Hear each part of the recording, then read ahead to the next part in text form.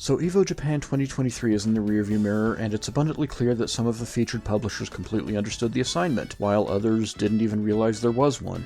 Oy. You see, EVO is typically the one, now 2 times each year, where you have the entire fighting game community collectively paying attention to anything fighting game developers might have to say. So if your game is featured at an EVO event, there's a kind of expectation that you'll have some announcements ready to make after your respective grand finals are wrapped up. Now obviously Capcom gets a pass here because Street Fighter 6 leaks expedited their content disclosures to the point that we already had the launch lineup confirmed well in advance, but it's also too early to talk about DLC, so they were kind of stuck between a rock and a hard place. One company that made the most of the opportunity was SNK, which came prepared with a great King of Fighters 15 DLC update, a Samurai Showdown rollback netcode beta test announcement, 3 character confirmations for Garo 2, and even a King of Fighters 13 remaster for Switch and PS4 with rollback netcode. Friends, this is how you do EVO right. Between these announcements and some real deep cut tournaments on the SNK stage, like Fatal Fury Special and Garo Mark of the Wolves, it felt real good to be an SNK fan that weekend. I also have to give a shout out to Bandai Namco because even though they didn't announce any new projects like a Soul Calibur 7 or a Tekken Online collection, they weren't stingy at all with the character trailers for Tekken 8 that week. Harada could have easily dropped a character trailer after Grand Finals and called it a day. Instead, we got one before EVO and 2 after Grand Finals. That's how you properly take advantage of the EVO platform.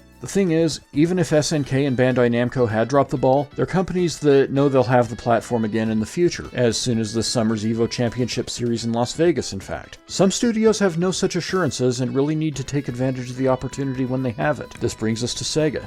When Virtua Fighter eSports, or Virtua Fighter 5 Ultimate Showdown for us Westerners, was named the main game for EVO Japan 2023, I got excited. This is a spotlight Virtua Fighter has deserved and seldom gotten for years, and after Ryuga Gotoku Studios' Curious Remaster, an obvious testing ground for a full franchise revival that by all accounts did well enough to be deemed a success, Virtua Fighter 6 should be a given. It probably still is, but there's no denying a golden opportunity was missed here. To put it simply, when Virtua Fighter 6 gets announced, yeah, it'll be an occasion to celebrate. But it'll also be an occasion that really only those tuned into the Virtua Fighter community will probably be made aware of or pay attention to. On the other hand, if they could have had a trailer or even just an announcement and some images ready to reveal after Grand Finals at EVO Japan, the entire FGC would have been made aware of it all at once, and a good chunk of them, especially after that incredible top 8 they just saw, would have been invested. Now, Virtua Fighter is an absolute institution in Japan. I've always envied Japan for that. Still, looking at the EVO format, without any new content or announcements of any sequels in the pipeline, Sega can't take it for granted that Virtua Fighter will be featured at next year's EVO Japan. We're coming up on one of the biggest waves of fighting game releases in recent memory, and the landscape as of next year's EVO Japan will be completely different from what we have right now. It's not out of the question that Virtua Fighter's standing in Japan could be tantamount to a mandate, but Sega should by no means assume that. Therein lies the problem. The moment Virtua Fighter was announced so prominently in the EVO Japan 2023 lineup, Ryuga Gotoku Studios should have gotten to work right away planning out the Virtua Fighter 6 reveal to take advantage of that stage. If they were going to, should not have even been a question. You jump straight to the how of it when you have an opportunity like that, because you might never get it again unless you're in that elite company of SNKs, Arc System Works, Bandai Namcos, and Capcoms that can always assume their next EVO appearance. I really hope I'm wrong and Virtua Fighter 6 gets a spectacular and prominent unveiling when Sega finally does decide to reveal it, but it's really hard to come away from EVO Japan feeling in any way positive about it. That's why the thumbnail for my previous Virtua Fighter video, a month before EVO Japan, said what it said even though the video itself was brimming with optimism. That's all for now. If you liked this video, then please be sure to like, comment, share, and subscribe as it all helps grow the channel. Click the notification bell to know right away when the next video comes down. I'm Patrick Mifflin, sounding off.